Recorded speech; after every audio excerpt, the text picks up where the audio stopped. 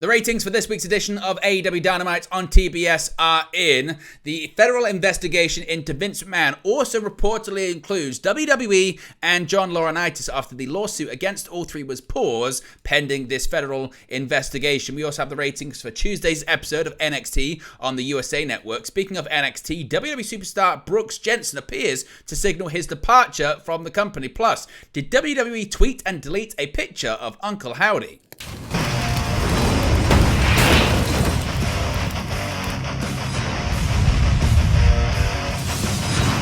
Hey guys, welcome back to Wrestling News 365. Hope everyone is doing very well. As always, plenty of news stories to get into in the world of professional wrestling. Let's start off talking about the ratings for this past week's edition of AEW Dynamite on TBS. And fresh off the heels of their annual Double or Nothing pay-per-view in Las Vegas, Nevada, All Elite Wrestling returned to the Kia Forum in Los Angeles, California, for the May 29 edition of Dynamite, where the company took its first steps towards the Forbidden Door pay-per-view on June 30.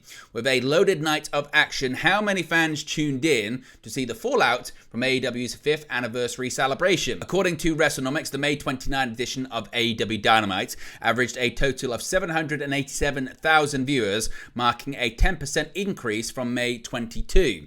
The May 29 average was the highest the company had managed since April 10, the night AEW aired backstage footage of CM Punk and Jack Perry's infamous brawl at AEW All In 2023. There was also an increase in the key 18 to 49 demographic number, as this week's show earned a 0.25 rating. That's up 4% from the previous week and is the highest 18 to 49 Dynamite has earned since April 17. The ratings jump comes on the first Wednesday without an NBA playoff game since April 17, as the basketball schedule thins with the NBA Finals approaching. Now, in terms of the quarter-hour ratings, these come courtesy of WrestleNomics, so shout out to them and be sure to subscribe to their Patreon service. You can see right there, the quarter hours were a bit of a roller coaster this week for Dynamite. As usual, it saw its highest numbers in both total viewership and the key demographic in quarter hour one, thanks to a strong lead-in, which featured Mercedes Moné's TBS Championship celebration. The subsequent match between Killswitch and AEW World Champion Swerve Strickland, however, lost the show almost 200,000 viewers. Chris Jericho's TV time segment gave the ratings a slight bump before they dropped again, hitting their lowest point in quarter hour 4 that featured Jon Moxley vs. Rocky Romero and Trent Beretta becoming the latest member of the Don Callis family.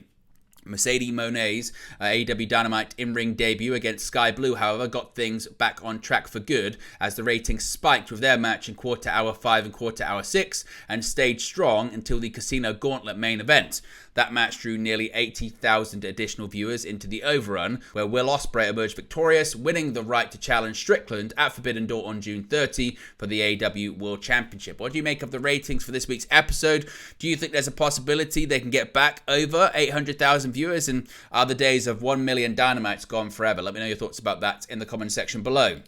Of course, a big story yesterday was the latest developments in the lawsuit against Vince McMahon, WWE, and John Laurinaitis, filed by Janelle Grant, being paused due to a federal investigation from the US Justice Department. Now, days after former WWE employee Janelle Grant filed a 67-page lawsuit against Vince McMahon, alleging that McMahon sexually abused and exploited her before and during her tenure with the company, reports indicated that McMahon, now the former executive chairman of WWE and TKO Group Holdings, was being investigated by federal authorities. On Thursday, a new report from Deadline suggested that the government has since expanded their investigation to include 2 other parties implicated in the lawsuit, that being WWE and WWE's former head of talent relations, John Laurinaitis. Quote, in a sealed filing today, the U.S. Attorney's Office for the Southern District of New York presented material to the federal court of a probe that they have opened into the disgraced McMahon, World Wrestling Entertainment, and the WWE's ex-head of talent relations, John Laurinaitis, Deadline writes. This is the first time any reporting has suggested either Laurinaitis or WWE are under federal investigation. According to Grant, Laurinaitis was one of the men recruited by McMahon for her to regularly have sex with, both with and without McMahon's presence. Grant also alleged that she was instructed to create explicit content for Laurinaitis. Charges cited against Laurinaitis include intentional or negligent infliction of emotional distress, civil battery, and violation of the Victims of Trafficking and Violence Protection Act of 2000. News of this extended federal investigation comes in the wake of the U.S. Attorney's Office of Southern District of New York filing a notice of appearance in Grant's case. As such, the proceedings of Grant's lawsuit have been paused in accordance with a non-public investigation with cooperation of Grant and her attorney. Now, when it comes to Janelle Grant, it's quite interesting because a news story is coming out regarding some of her representation. Now, on the same day that the Janelle Grant lawsuit was paused by the request of federal investigators, a new wrinkle in the case has emerged. WrestleNomics is reporting that Janelle Grant is represented by the public relations firm, the agency group TAG, which also works with Prime Energy, co-owned by WWE's Logan Paul, the promotion's official drink sponsor, following a record-setting deal agreed earlier this year. As part of the deal, Prime's logo has been featured on WWE's ring canvas during major premium live events. WrestleNomics report also shed light on another link between the PR firm and Donald Trump's former presidential administration. Carolina Hurley, an agent with the firm who has worked extensively with Janelle Grant during her lawsuit against WWE, Vince McMahon and John Laurinaitis, reportedly worked for Trump as part of the White House Communications Office. Per the report, Grant's attorney, Ann Callis, confirmed that she and her client were aware of Hurley's work history prior to Grant's representation. Quote, Carolina disclosed the Trump connection before we hired TAG, Callis reportedly told WrestleNomics. Our team had confidence that her team, comprised of competent and experienced women, led by a woman with a stellar resume, was the optimum way to assist Janelle in getting her message across while dispelling all of the negative onslaught that we knew was coming her way, end quote. Now, the report goes on to note that a person familiar with her work history had claimed that Hurley was never a part of Trump's political campaigns. During a tenure between 2017 to early 2021, she reported to the White House's communications director, a role held by many individuals throughout that time span. She's also credited for working on many of Ivanka Trump's initiatives, including activities to combat human trafficking, per the report. The report comes the day Trump became the first former president to be convicted of a felony. If we get any more details on the latest developments involving McMahon, Laurinaitis, WWE, this lawsuit that's been paused, the federal investigation, of course, we'll let you know in a future video. Now let's talk about the ratings for this past Tuesday's episode of NXT. Certainly was a big episode on USA Network. The May 28 edition of NXT saw the debut of former AEW star Ethan Page, who attacked Trick Williams. TNA Knockouts World Champion Jordynne Grace being announced as Roxanne Perez's opponent for the upcoming NXT Battleground PLE on June 9. And famous rapper Sexy Red getting her first taste of the wrestling business as she accompanied Williams and Javon Evans to ringside for their match against Gallus.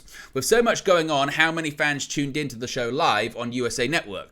Well, according to WrestleNomics, the May 28 edition of NXT averaged a total of 703,000 viewers, marking a 10% increase on the 654,000 averaged by the May 21st episode. The viewership number is the highest NXT has averaged since the January 9 edition of the show and the third highest for the entire year, with the top spot going to the January 2nd episode. There was also a big increase in the 18 to 49 key demographic as NXT earned a 0.24 number this week, a huge 41% increase from last week's 0.17, and the highest NXT has earned once again since the January 2nd show, making it the second highest 18 to 49 number of 2024 thus far. The quarter hour ratings, as always, come courtesy of WrestleNomics, so shout out to them and be sure to subscribe to their Patreon channel.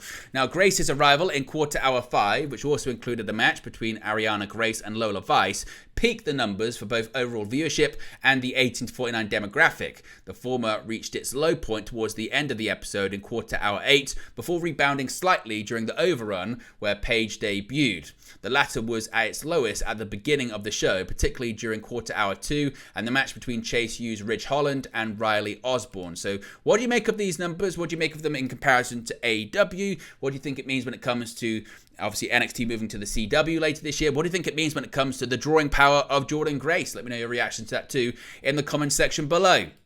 Now, speaking of NXT, could we possibly see a departure from their roster very soon? On the December 26th episode of NXT, the trio of Josh Briggs, Fallon Henley, and Brooks Jensen mutually agreed to part ways in an effort to respectively re-establish themselves as singles competitors. Unfortunately for Jensen, while Henley and Briggs have made notable strides in their pursuits, he has disappeared from WWE television. Amidst his absence, Jensen now appears to be signaling his departure from NXT. Thursday morning, Jensen pointed out that he had recently updated his X bio, which now reads booking info butchwrestle01@gmail.com. This particular development suggests that Jensen may have exited WWE and is now available for bookings outside of the company. There is no word on if this move is legitimate or if it's storyline related. We'll have to wait and see. Now, Jensen's updated bio message was preceded by a more cryptic social media post, one of which hinted that he no longer trains at the WWE Performance Center.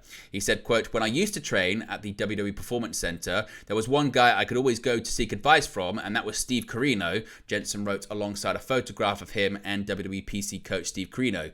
"You'll always not only be a coach to me, but a second father, so with that being said, happy birthday, sir." Now, in another tweet, Jensen reacted to recent comments made by wrestling journalist Dave Meltzer, who raised questions about the aforementioned split between Jensen, Briggs and Henley. Furthermore, Meltzer noted that Jensen had disappeared off the face of the earth. In response, Jensen wrote, quote, "You can talk about it on my dark side of the ring," referring to the dramatic wrestling documentary series. So, of course, we'll have to wait and see, but what are your thoughts on the possible departure of Brooks Jensen from WWE? And finally, another tease, another clue when it comes to Uncle Howdy and his upcoming WWE return with a faction of his own. WWE has posted and deleted a Uncle Howdy return tease amid continued speculation as to when the new faction may debut. Popping up on the official WWE account and then being deleted shortly thereafter, it seems another Bo Dallas / Uncle Howdy clue has dropped. WWE tweeted a photo that seemingly showed Uncle Howdy hanging out in the wild by some trees. On the other side of a body of water from when the photo is taken, you can see the image on the screen right now. There also appears to be a bird featured in the foreground, perhaps reminiscent of the bird imagery that has popped up in the teasers thus far. The post was simply captioned "Signs and Wonders." However, shortly after being posted, it was then deleted. On this week's episode of Raw, there was another QR code that appeared and seemingly pointed to a specific upcoming date. The date reference was June 17, which would be the Monday after Clash at the Castle, which has now been teased on numerous occasions, leading to the belief it could be the date when the new faction finally debuts. The group is expected to be made up of Uncle Howdy, Nikki Cross, Dexter Lumis, Joe Gacy, and the returning Eric Rowan. But there you go, guys. It's the latest pro wrestling news for you. Be sure to smash a like on the like button. Be sure to subscribe bottom right-hand corner. As always, let me know your thoughts in the comment section below, and I'll speak to you again very, very soon.